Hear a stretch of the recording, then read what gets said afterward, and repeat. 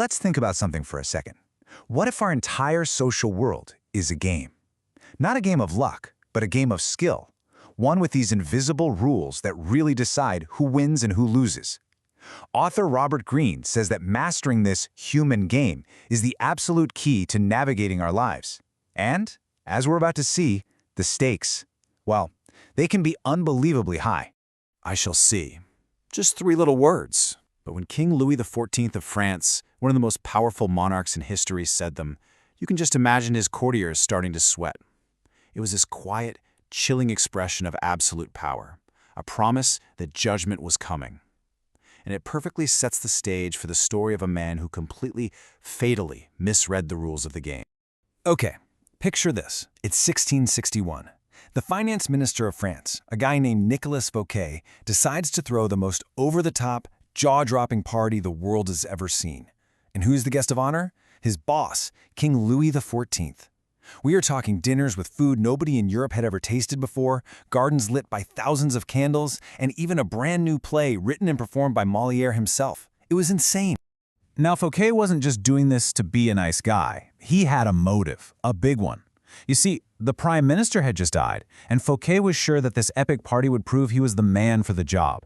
He thought it would scream, "Look at my good taste, look at my powerful friends. I am absolutely essential to you, my king." But the king's reaction was not what Fouquet had in mind, not even close. The very next morning, the king's guard showed up and arrested Fouquet. He was charged with treason and spent the rest of his life rotting in a remote prison. A stunning, brutal end to his ambition. So you have to ask, why?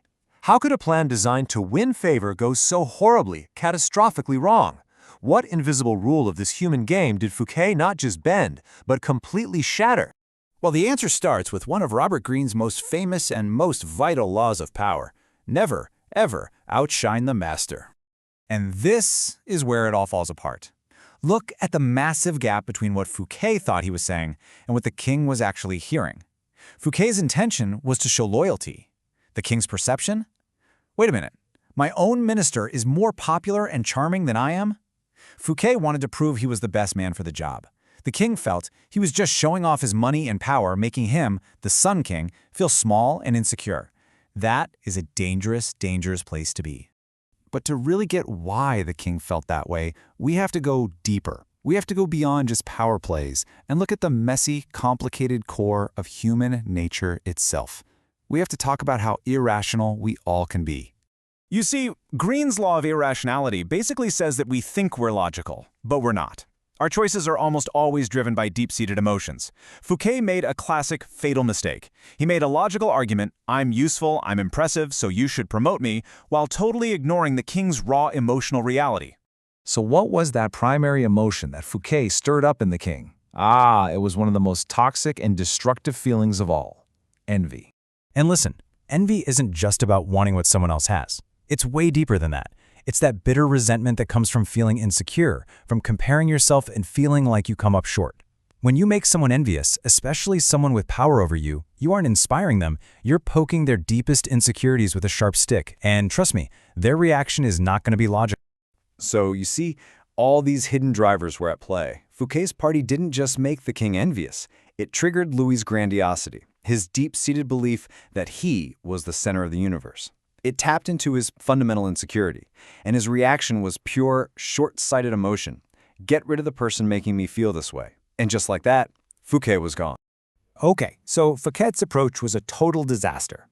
But is there a better way? You bet there is. Let's look at another one of Greene's laws. Play on people's fantasies through the story of a true master of the game.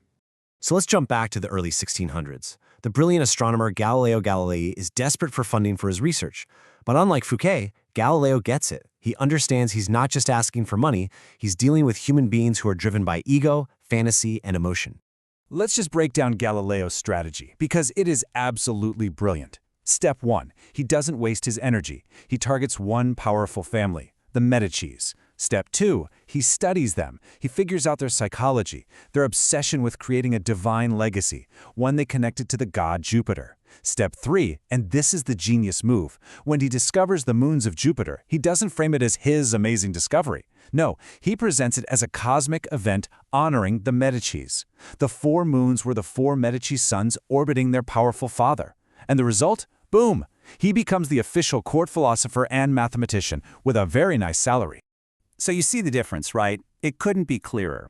Fouquet made his master feel insecure and outshined. Galileo did the exact opposite.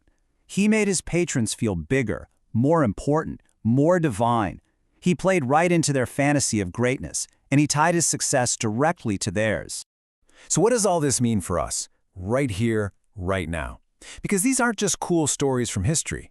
This is about learning how to master the human game in our own lives, every single day. Here's what you really need to take away from all this. First, you've got to learn to see behind the masks people wear and figure out their true, often emotional motivations. Second, you have to master your own emotions so you can act with purpose instead of just reacting.